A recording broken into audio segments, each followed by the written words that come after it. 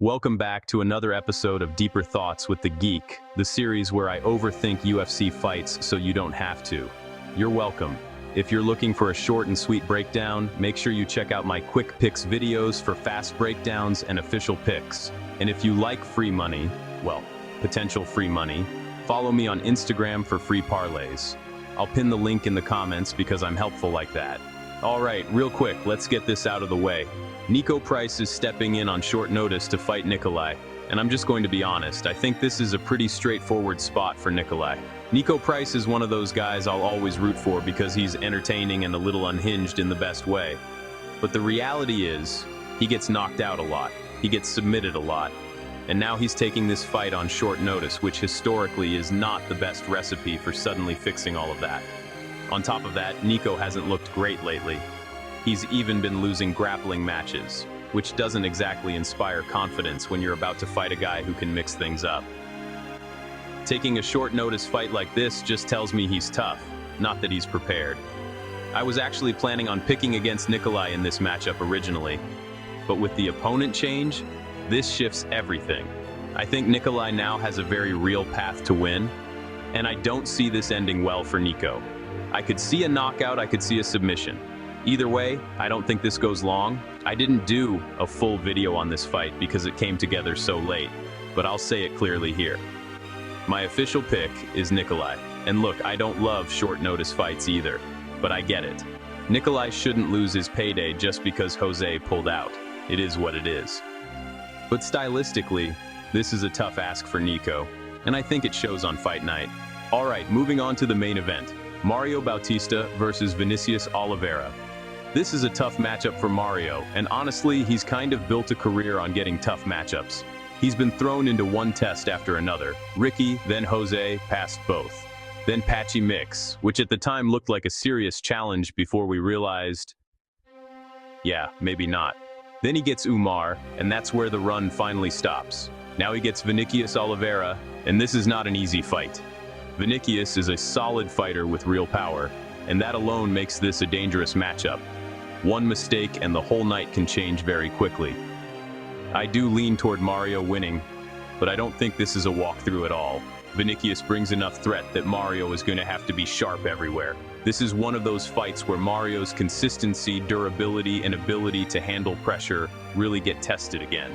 If Mario does get through this, then I think it's fair to at least start talking about him being in the title conversation. I know there are a few guys who seem to have a permanent reservation near the belt, but I'd personally rather see fresh matchups than the same rematches on repeat.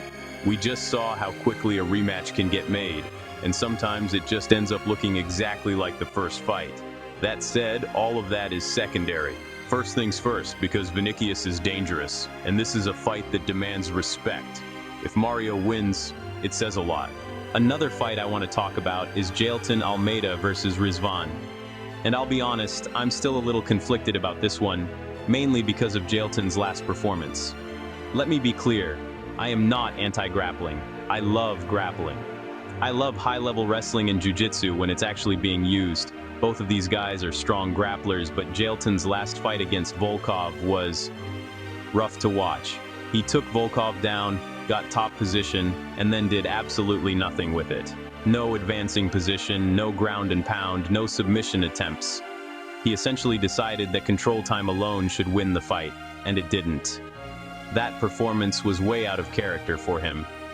Jailton is usually much more aggressive on the mat, so I'm hoping that fight was a wake-up call rather than the new version of him. Because if he goes back to being proactive, actually working for damage and submissions, I think he can secure the takedowns he needs and control this fight.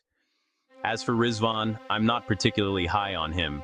He does have a puncher's chance, and he's clearly the better striker here, but I don't see Jailton entertaining that idea for long. Jailton is almost certainly going to sell out on takedowns, and once this hits the mat, I think the skill gap shows. I expect Jailton to win this fight, probably without too much trouble. My only real hope is that he actually does something once he gets it to the ground. This should be an easy victory on paper. I just really don't want it to turn into another snooze fest.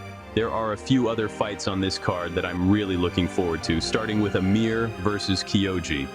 Kyoji looked great in his last fight, and I love that he's getting back in there quickly. Amir is a solid matchup too. This isn't a layup. I really like that the UFC is throwing legitimate tests at Kyoji right away. It almost feels like they're fast-tracking him toward the top of the division, and I'm curious to see how he handles that kind of pressure. Another fight that really interests me is Kong Wong versus Mura. I'm especially excited to see how Kong Wong deals with Mura's grappling. Both women only have one loss, so there's a lot at stake here. My lean is Mura, because if she can get the grappling going early, I think she has a real path to win this fight. The longer it stays standing, the more interesting it gets, but that early grappling is the key. We've also got Donchenko making his UFC debut against Alex Morono, and I actually think that's a really smart matchup. Morono is about as well-rounded as it gets. He's been around forever, he's seen everything, and he's a good test for newcomers. I do lean Donchenko here, but this is more about seeing what he looks like at the UFC level and who he gets matched up with next. Morono is tough, but let's be honest, he's a bit of a softball as far as UFC debuts go. Overall, this is a sneaky good card. It might not be stacked with superstar names, but the matchmaking is strong across the board. These fights make sense, the styles line up well, and there are a lot of opportunities for chaos. I'm expecting violence, I'm expecting blood, and I'm expecting a lot of finishes. So to wrap it all up, we've got a short notice fight that completely changed the betting landscape, a main event that feels like a real test with real consequences, big questions about how grappling should actually be used in MMA, and a bunch of matchups that could quietly steal the show. This is the kind of card that doesn't scream hype, but ends up delivering anyway. As always, these are just the deeper thoughts of a geek. Check out my quick picks videos for a short breakdown, follow me on Instagram for free parlays, and let me know in the comments where you agree, or where you think I'm way off. I'll catch you in the next one.